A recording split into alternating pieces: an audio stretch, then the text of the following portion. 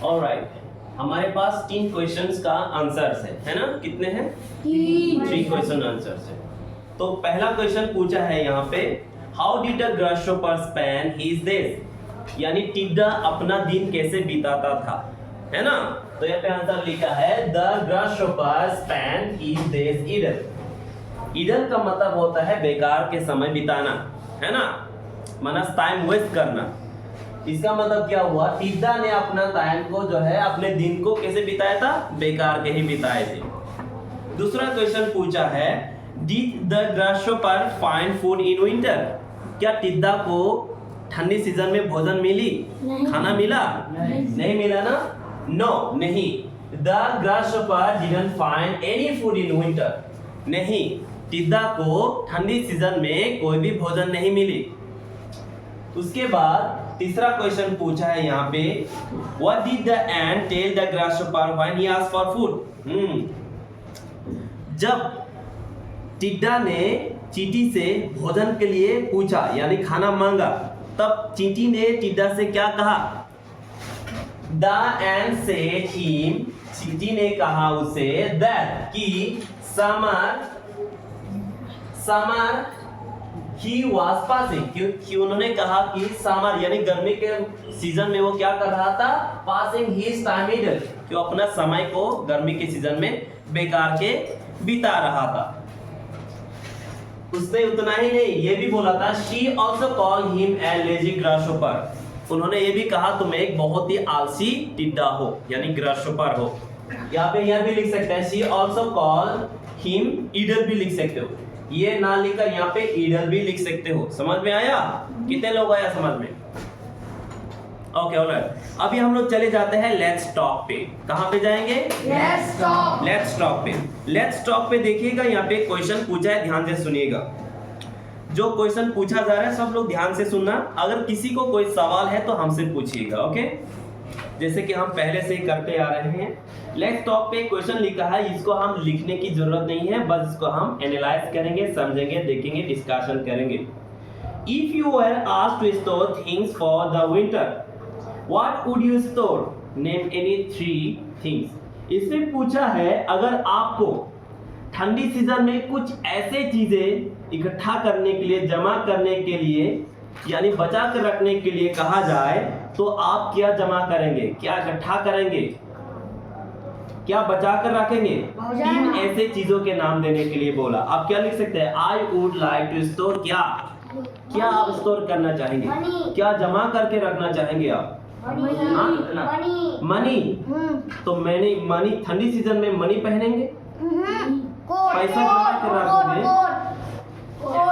हाँ, jacket, coat, stove, ये सब लिख सकते हो ना, जैसे मोजा वगैरह, सॉक्स, शूज, जैकेट।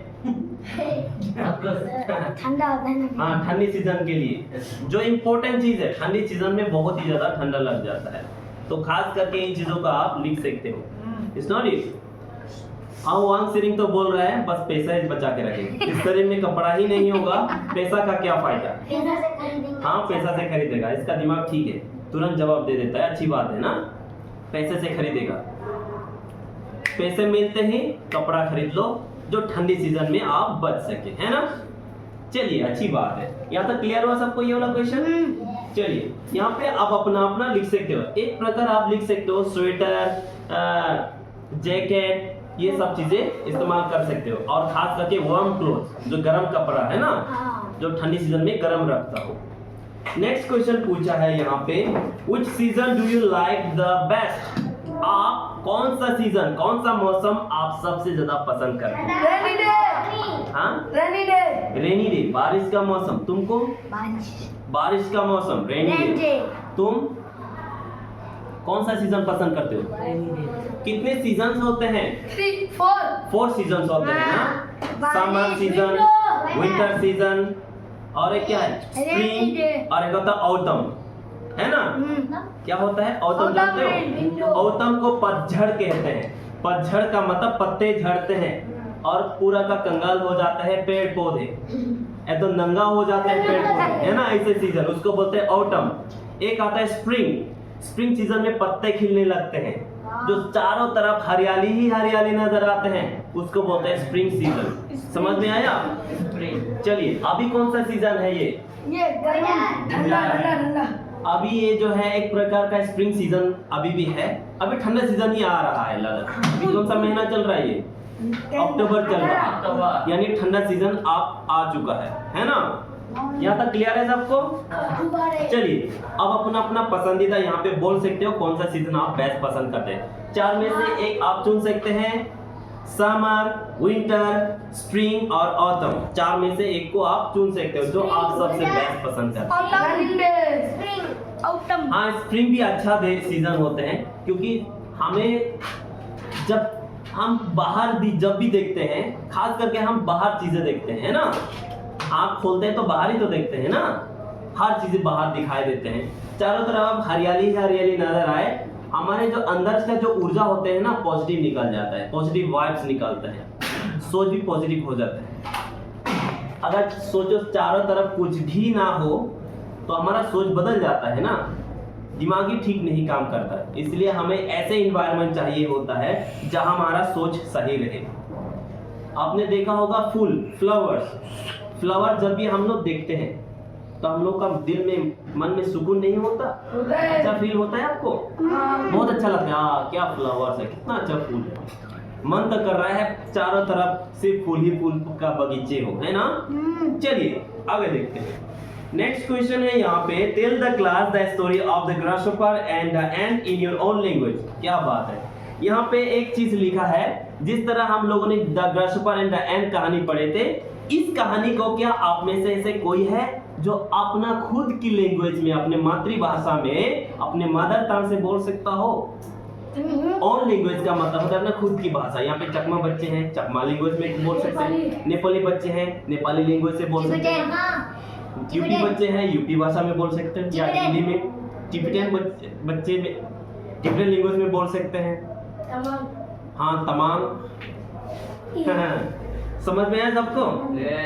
कहानी तो सबको समझ में बिल्कुल आया होगा, लेकिन ये बात सवाल है, बहुत अच्छी बात है कि यहाँ पे पूछा गया है कि आप अपने भाषा में बोल रहे हैं। कोई भी भाषा जो होता है ना, अपना मातृभाषा, अपना जो मदर टंग होता है, वो कोई भी आसानी से बोल देता है, चाहे भले छोटा बच्चा क्यों ना हो। कहानी बोलना तो और आसान हो जाएगा, है ना, अपने भाषा में। क्योंकि यहाँ पे जितने भी लोग आए हैं, आप में से ज्यादातर लोग हिंदी जरूर बोलते हैं, लेकिन प्रोनाउंसिएशन शुद्ध हिंदी नहीं बोल पाते हैं, है ना।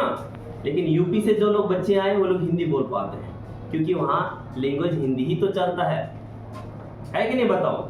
लेकिन चकमा बच्चे होते हैं, चकमा जितने भी बच्चे हैं सबको हिंदी अच्छे से नहीं आती है।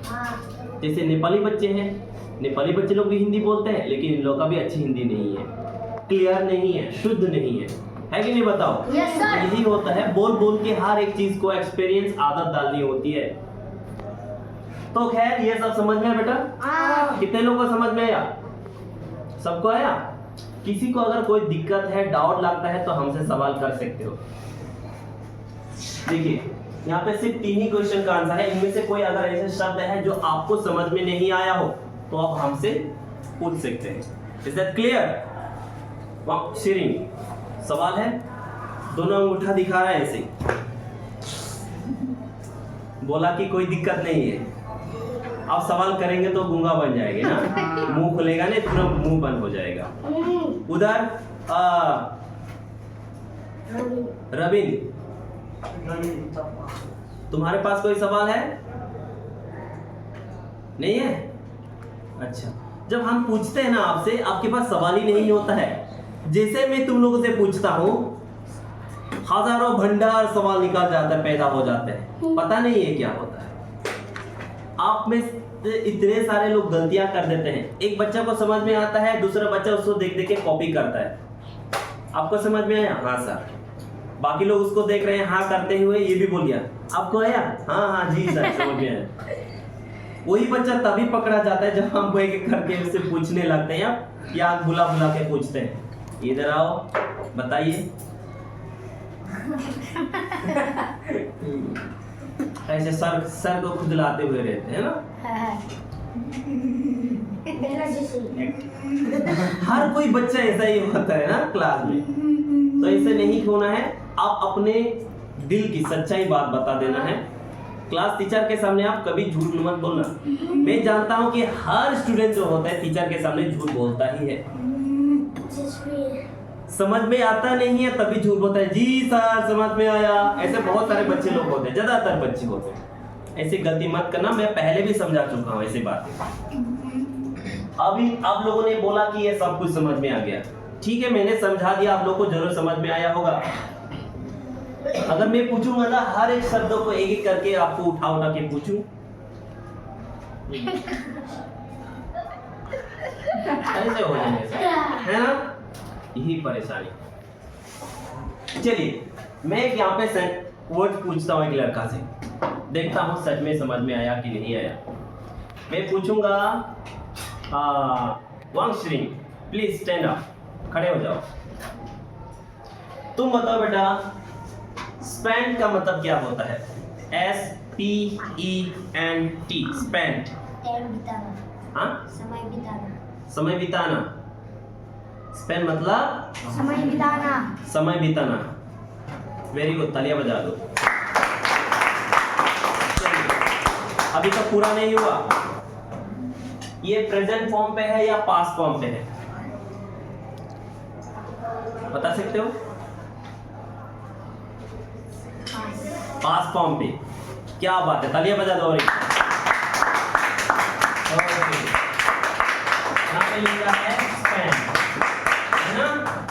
इसका प्रेजेंट फॉर्म बता सकते हो बेटा? SPEND होता है ना? स्पेंड। और यही D जो है T के रूप में बदल जाता है। First form, second form, third form में भी स्पेंड ही होता है, T होगा। समझ में आया? और फोर्थ फॉर्म में क्या है? स्पेंडिंग। क्या है? और ये कंटिन्यूअस में चला जाएगा। इसमें जुड़ता है ING। क्या जुड़ता है? ING, spending. जैसे I spend time, I spend most of my time I spend in the class। ज्यादातर मैं अपना समय क्लास में बिताता हूँ, ये हो गया। तो यह पास में चले जाते हैं। I spend my time at home। मैंने अपना समय घर में बिताया था, है ना? या बिताया। अब ऐसा होगा, ये पास्ट फॉर्म में जब होगा इसके लिए लगता है have या तो has का प्रयोग करके हम इसका इस्तेमाल करते हैं। जैसे I have spent my time, मैं अपना समय बिता चुका हूँ। समझ में आया? या बिता लिया है। उसके बाद आता है स्पेंडिंग, अभी जो वर्तमान में चल रहा है। We are spending our time in a class। फिलहाल अभी हम लोग अपना समय क्लास में बिता रहे हैं। समझ में आया? यही तो होता है। कितने लोग आए समझ में? हाथ उठाओ चलिए फटाफट से। Very good. चलिए आई होप कि सबको समझ में आया होगा।